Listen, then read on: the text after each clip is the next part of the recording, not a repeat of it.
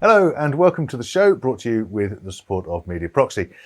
As we're approaching the end of this fabulous year we've just endured, 2020, we have invited people with an insight into the state of the industry right now and perhaps a little bit of foresight as to what might lie ahead.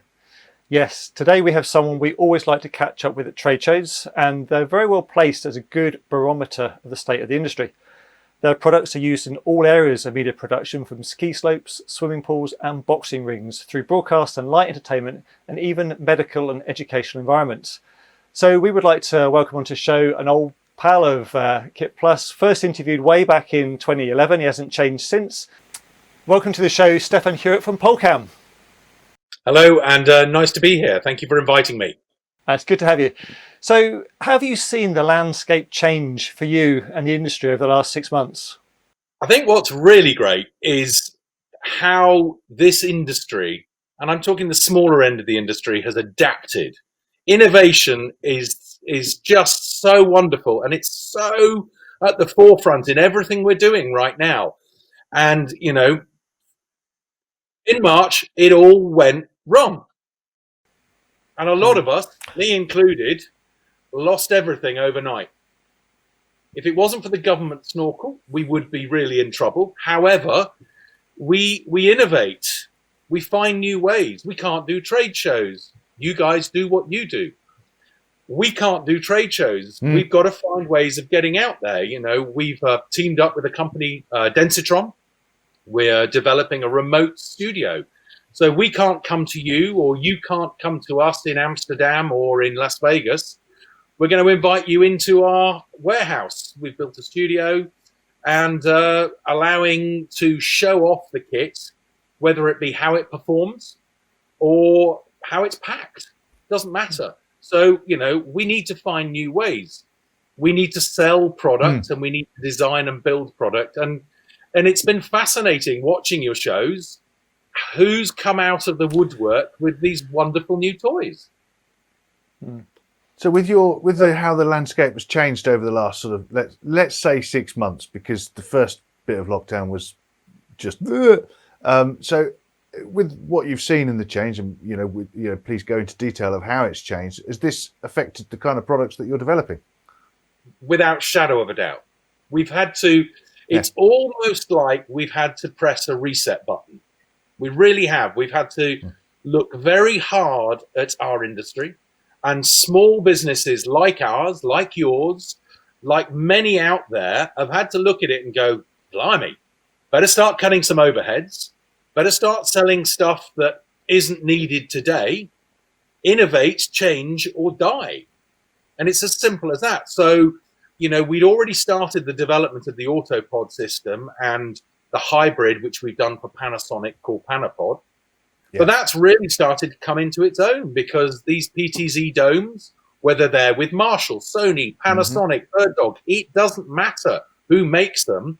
We have looked at it and said, we need to be the fourth axis in PTZ. So we've worked really hard to try and develop that product and push it forward. We're working closely with people. And the whole Ethernet control of this product and the interface with all the other products has been absolutely essential. How we publicize it and promote it, it's difficult. You know, the days of turning up to trade shows and putting adverts in magazines and advertorial and editorial, it's really difficult. So we've had to change. Like I said, we've had to take a long, hard look at and I'm talking internally in ourselves, how many staff we employ, how much we're paying them, what our overheads are. I mean, I've just been having a fight with a well-known franking machine company. I don't use their kit anymore, but we're locked into a deal for the next God knows how long. And I've really had to take my managing director's hat and pull it down really hard and tight and really say, what is my job? And my job is to make sure there is a company here that can pay the wages of the guys that we work with. Well, wages get paid with money. Money doesn't come in as great as it did. Well, it can't keep going out. So I've literally been looking at every single element of this business. And it's forced me to become a different businessman as well, and how we look at it. And I'm seeing that right across the board. I'm seeing great stories. You know, you're seeing companies that are Bird Dog and Marshall, are two that kind of I know quite well, that are developing products or have pushed products that really have seen them sometimes do more business than they've ever done before. Then you're seeing other companies that are in the, you know, putting on equipment to rock and roll tours, just nothing. Yeah. And what can you do? And it's very sad and it's very difficult. And you can't blame anybody. There's no point sitting in your armchair at home with a beer going, oh, woe is me. You know, put up, shut up, get on with it. And like I said, innovate. Because actually here in England, that's what we're bloody good at as well. We really are brilliant. David Bradley, you know, who's I know is a friend of the show as well and been on there. You know, constantly looking at the market going, okay, well, I can't sell that. Well, what does it want? Oh, it needs this. And we go off and develop it. My 3D printer for rapid prototyping has never worked so bloody hard in its life. Admittedly, right now, it's 3D printing a luminous Mandalorian model for my son, but otherwise, it tends to be quite busy. They're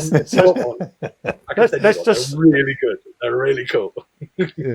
Let's rewind slightly, Stefan. Let's just rewind to when you were mentioning your project with Densitron now. Could you give us a little bit more insight into, you know, the intentions behind that? And I know you mentioned trade show replacements and so on, but just give us a little bit more insight into the mechanics and exactly what's involved in that. I think without COVID, this would never have happened. It may have naturally developed a bit later on, but the whole reason for doing it was accelerated because we can't get out there. And if we want to stay alive, we have to sell. How do we sell? People have got to see the stuff. And there's two reasons they come to trade shows. They want to get their hands on it themselves, and they maybe want to have some face-to-face chit-chat. Well, we decided that we've got this lovely, great exhibition stand that we use for IBC and other shows. Let's build that in the warehouse. Quasar Electronics helped us with the lighting. You know, Optica have helped us with wireless DMX. Bird Dog and Panasonic have helped us with cameras. And Densitron are the glue that's holding this whole thing together. It just so happens that we've got things like autopods and we've got Polecams as well. And the great thing is, it doesn't matter who wants to see it. Are you a surgeon that wants to see the medical system? Well, then we wheel in. We've got a second-hand operating table with a mannequin dummy on it. We drape it up and we say, this is how it works. Oh, can you show us how it's positioned? Can you show? Is there any way that you can do this or you can do that? Can you show me some footage? And we can integrate all of this because it's all done through one single portal.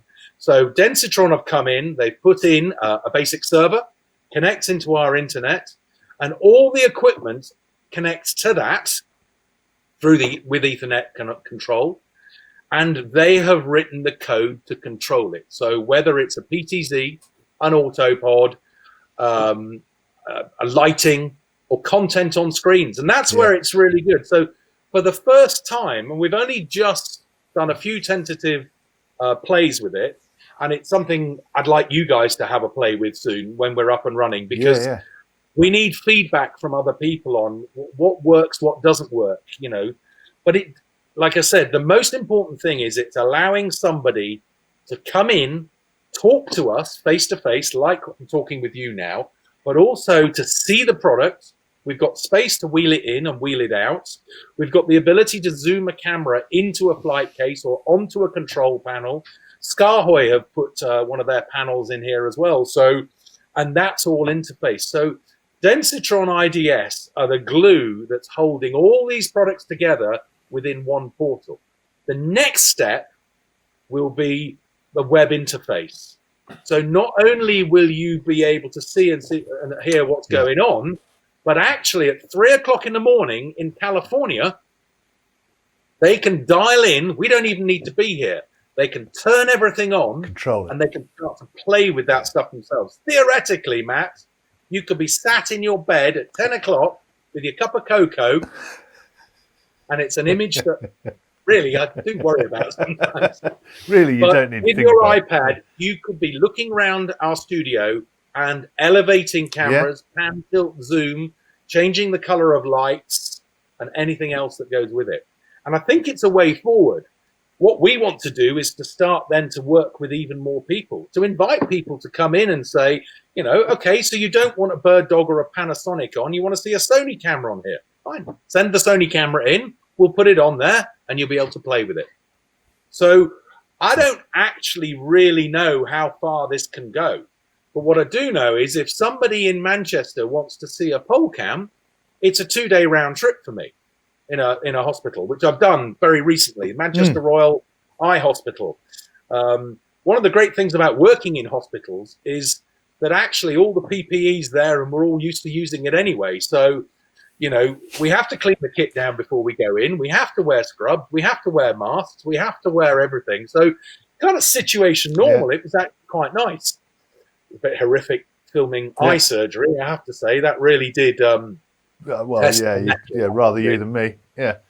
Well, yeah, but again, absolutely fascinating, and you know, the medical side of things is something that I've really loved. But when you're talking to a surgeon as opposed to a production manager for an OB company, their requirements and interests are so completely different. And having this one-to-one, face-to-face, they can say, "Can we talk at 3 o'clock on Thursday afternoon?" The answer is sure, no problem. Stefan, we've been asking all of our guests that have come on the show over the last 7 months or so to tell us something a bit about them that we don't already know. Now, we've had the pleasure of your company for over 10 years now at various events, so I'd like to think we know quite a lot about you, but maybe you've got something that nobody knows? Okay, where can we start? I know you picked it up before. I have lived with a couple of alpacas. That's an interesting... Yes, I picked that up. They make interesting noises at night, I believe. They make interesting noises at 5 o'clock in the morning. I have an honours degree in metallurgy and material science, and I specialised in high-tech ceramics. And at one point, I was very close to going working in a laboratory in Japan. Thank God I never did that. Well, I've flown with the Red Arrows. A sort of space scientist. Yeah, I've flown with the Red Arrow. Good. Gone on a training mission with the Red Arrows, and that's an honour and a privilege to work with people like that. That's not a seat. Did you keep yourself? You kept the contents of your stomach intact. Yeah. Certainly did. I've spent time in the Arctic, living on the ice, chasing walruses. I had to learn how to fart like a walrus and snore like a walrus. So life's been according to your wife, you've learned how to do that very successfully. Yeah.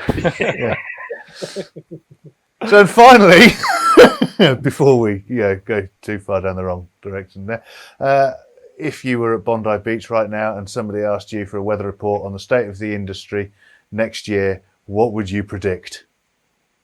Well, I knew this was coming, mate. So we've prepared a little something for you. It's a glorious day as the tide rises to high at 5 o'clock. The best waves along the coast at Granella Point and Shark Island. Bondi's good.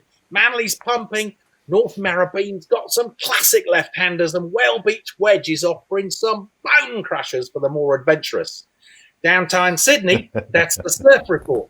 Meanwhile, KitPlus, it's a questionnaire, boys.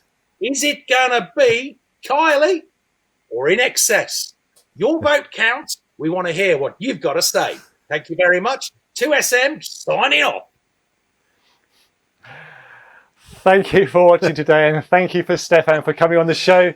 To see all of our video interviews and kit reviews, and head over to KitPlus TV, which is brought to you with the support of Mediaproxy. And you can find out more about them at mediaproxy.com. Thanks, Stefan, and thanks for watching. Thank you. Thank you. Nice to see you. Bye-bye.